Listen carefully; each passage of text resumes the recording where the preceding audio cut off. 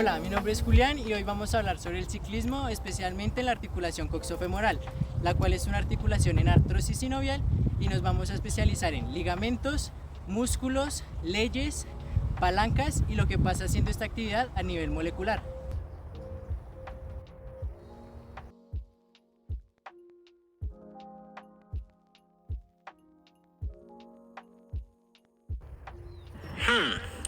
¿Cómo es que hace mi cuerpo todo esto? Bueno, no te preocupes, Julián, yo te lo explico. Como sabrás, nosotros tenemos algo llamado sistema nervioso. Este es nuestro centro de control. Este centro de control nos permite mandar señales e impulsos nerviosos que hacen que podamos ejercer los movimientos libremente. Existe el sistema nervioso central, periférico y autónomo. En este caso, para la actividad que está realizando, el protagonista va a ser el sistema nervioso periférico. Eso sí, sin demeritar el trabajo del sistema nervioso autónomo y central. Con los plexos. Ahora, ¿qué es eso de los plexos?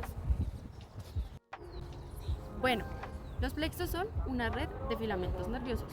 Es eso, básicamente. Ahora, para la articulación coxofemoral, ¿qué plexos son los que van a estar involucrados? Te preguntarás. Bueno, estos van a ser el plexo lumbar y el plexo lumbosacro. Del plexo lumbar van a salir los nervios femoral, obturador, obturador accesorio y ciático. Mientras que el plexo sacro va a salir el nervio cutáneo lateral y el nervio glúteo inferior y glúteo superior. Al momento de realizar el ciclismo utilizamos los músculos para la flexión y la extensión, sean con el plano sagital, con el eje lateral o medio lateral. En la flexión se encuentra el recto femoral, el cual se origina en la espina ilíaca anteroinferior y se inserta en la tuberosidad tibial pasando por el ligamento rotuliano. El iliopsoas, el cual se divide en dos, en el ilíaco, el cual se origina en la fosa ilíaca y se inserta en el trocánter menor, y el psoas mayor, el cual se origina en los cuerpos vertebrales de T12 a L5 y se inserta en el mismo lugar. El pectíneo se origina en la rama superior del pubis y se inserta en la línea pectínea del fémur. El sartorio se origina en la espina ilíaca anterosuperior y se inserta en la cara medial de la tibia.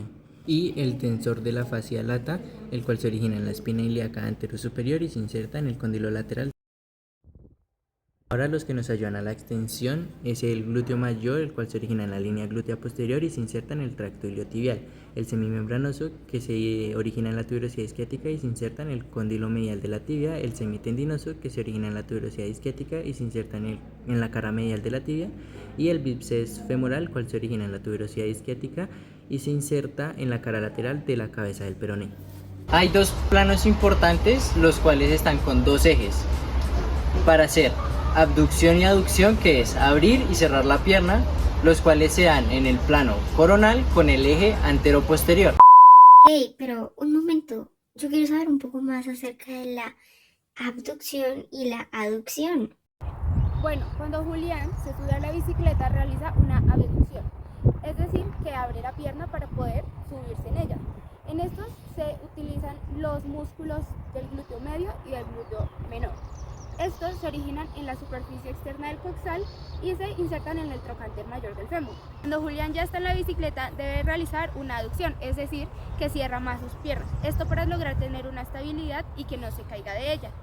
En estos se utilizan los músculos pectíneos, el cual se origina en la rama superior del pubis y se inserta en el fémur. El aductor largo y el corto, los cuales se originan en la rama del pubis y en el cuerpo del pubis, insertándose también en el fémur. Tenemos también el aductor mayor, el cual se origina en la sínfisis del pubis y se inserta en el fémur.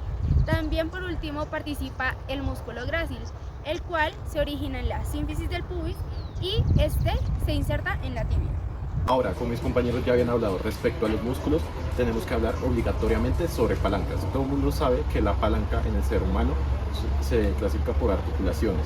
En nuestro caso, la articulación coxofemoral hace el fulcro para que los músculos, tanto cuádriceps como glúteos, que son los que trabajan en el ciclismo, van a realizar extensión y flexión de cadera. para que la fuerza esté en el músculo que se inserta en la tibia o en el peroné, mientras que toda la fuerza va a estar ejercida sobre el pedal que de la bicicleta, por lo cual se clasifica como una palanca de tercer grado al tener el fulcro en un extremo, la fuerza en la mitad y la resistencia al otro extremo. Con respecto a las leyes de Newton, todas aplican para nuestra actividad.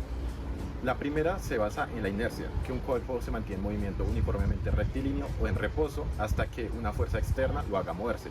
En este caso es cuando el ciclista está en estado de reposo al momento de subirse a la bicicleta, rompiendo la inercia cuando da el primer pedalazo y así pasando a la segunda ley de Newton. Fuerza y aceleración. Sus músculos ejercen una fuerza sobre la manivela, la cual va a hacer que acelere la bicicleta. Entre más fuerza genere, más aceleración va a generar, ya que es directamente proporcional. Respecto a la tercera ley de Newton, es de acción-reacción. Acción es una extensión en la cual manda el pie hacia inferior y hacia posterior, para que la reacción sea que la manivela tenga la fuerza suficiente para que haga una flexión como reacción de este movimiento, haciendo que la pierna se vaya hacia anterior y superior. Ahora, como ya saben, todos estos movimientos necesitan realizarse de forma suave y controlada, por eso es que se necesitan 2 ligamentos. En nuestra articulación hay 5 ligamentos principales, siendo el primero el ligamento iliofemoral, el cual se origina en la espina ilíaca antero-inferior y se inserta en la mitad de la línea intertrocalperia y evita que haya una hiperextensión en esta unidad. El segundo ligamento que utilizan es el pubofemoral, el cual se origina en la eminencia iliopúbica y se inserta en la línea intertrocalperia en su parte más distal. Este evita la hiperabducción de la articulación. Como tercer ligamento tenemos al isquiofemoral, el cual se origina en la parte posterior del borde acetabular y se inserta en el trocante mayor. Este ayuda para que no haya una hiperflexión de la articulación. Los 2 últimos ligamentos no son exactamente para estabilizar la articulación, sino para darle más una irrigación. Por ejemplo, el ligamento redondo se origina en la fosita de la cabeza del fémur y se inserta en la incisura acetabular. Esta es muy importante ya que lleva una rama menor de la arteria obturatriz para poder irrigar toda la articulación. Finalmente, el ligamento transverso, el cual se origina en el tubérculo obturado posterior y se inserta en el tubérculo obturado anterior. Su función básicamente es sellar la parte inexistente del borde acetabular para que al momento de levantar una pierna no se vaya a dislocar. Vamos a hablar de 2 componentes que constituyen esta articulación. Se llama la cápsula articular y el labrum, o también llamado rodete acetabular, el cual por la parte de la cápsula articular, esta rodea toda la articulación, más que todo para darle una buena lubricación al momento de los movimientos. Mientras que por el otro lado, el rodete acetabular es un anillo cartilaginoso que ayuda a ampliar la concavidad del acetábulo para que éste pueda tener una mejor reciprocidad entre la articulación. Bueno, el tejido tegumentario que tiene el músculo tiene 2 funciones vitales, puede ser tanto química como mecánica. En esta ayuda a regular la temperatura en el caso de que sea necesario, también ayuda a proteger de bacterias y agentes externos. Además de brindarnos soporte, este también se puede regenerar, puede almacenar nutrientes y sensibilidad. Y esto fue todo lo que usamos a nivel morfológico. Pero bueno, ustedes se preguntarán, ¿cómo hace Julián para montar bicicleta si él no desayunó? Bueno, primero hay que decir que Julián durmió toda la noche y no desayunó. Eso quiere decir que las reservas de glucógeno son bajas. Entonces, para esto su cuerpo tiene que recurrir a las reservas de lípidos que se encuentran en el tejido adiposo. Primero se tienen que hidrolizar para que se separen, una gotica se separe, y esta se tiene que degradar en ácidos grasos simples y en colesterol, que viajan hacia el tejido periférico que la necesita. En este caso son los músculos. Ya allí se necesita de la carnitina para que los ingrese en la mitocondria. Este se degrade en acetil-CoA, ingrese a ciclo de Krebs, sea acarreado por una cadena de electrones y ya así genera ATP para generar el movimiento que necesita para movilizarse en la bicicleta. Tras haber dicho esto, Julián decide parar a consumir un caldo de costilla. ¿Pero qué pasa en el cuerpo de Julián cuando ingiere este alimento? Bueno, hay que tener claro que el caldo de costilla contiene grasas, pero estas no se degradan por completo en el estómago. Estas viajan al intestino delgado y allí se hidrolizan por la enzima lipasa. Luego, estas se degradan en ácido graso libre y monoácido glicerol, que ingresan por la membrana apical del intestino delgado llamado enterocitos. Estos allí adentro se unen formando nuevamente un triglicérido y se unen a otras proteínas formando un kilomicrón. El kilomicrón en su núcleo contiene todos los triglicéridos, ya que estos son moléculas apolares, o sea que repelen el agua. Y tiene una monocapa fosfolipídica compuesta de fosfolípidos, colesterol y apolipoproteínas. Podemos encontrar la ApoB48, la ApoA, la ApoE y la ApoC. Volviendo al tema, almacena los triglicéridos y los transporta por el torrente sanguíneo al tejido periférico que lo necesite. En este caso serían los músculos. Va dejando los triglicéridos donde se necesitan y pues cuando ya queda escaso de triglicéridos se convierte en un remanente de kilomicrón que pues posteriormente se elimina por el torrente circulatorio del hígado.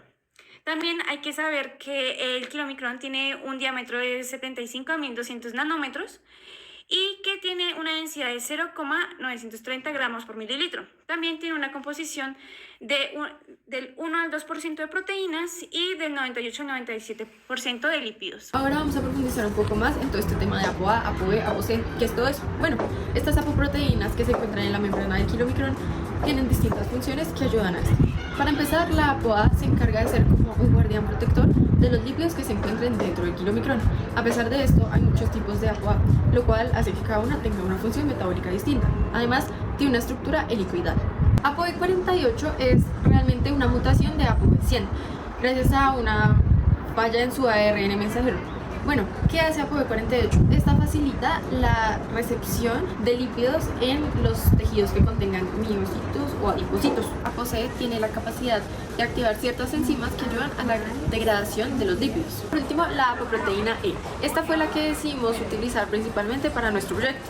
Esta cuenta con 299 aminoácidos y su nombre está dado por el glutamato, que su código de una letra es E. Además de esto, esta se relaciona principalmente con las enfermedades cardiovasculares.